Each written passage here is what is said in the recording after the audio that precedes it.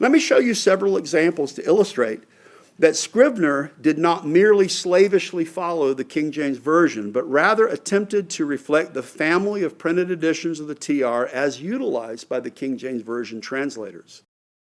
Second translational example. I had an old pastor point this out to me years ago at a pastoral fraternal. He came up to me and said, "Have you ever noticed Luke 1:37?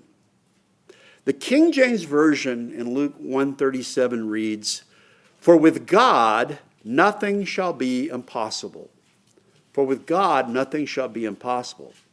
But if you look at Scrivener's TR for Luke 1:37, it reads, "Hati uk adunatesai para to theo pan rema."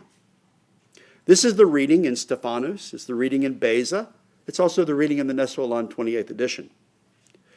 If we were to translate that literally, it would read something like, "For it is not impossible with God every word," rhema, or that term can mean word, thing, or deed.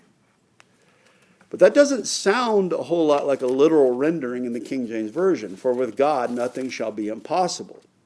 If Scrivener followed the exact words of the King James Version, it would possibly read, "Hati para to theo uk adunatesai." That's not what it reads. The point, Scrivener did not back translate from the King James Version.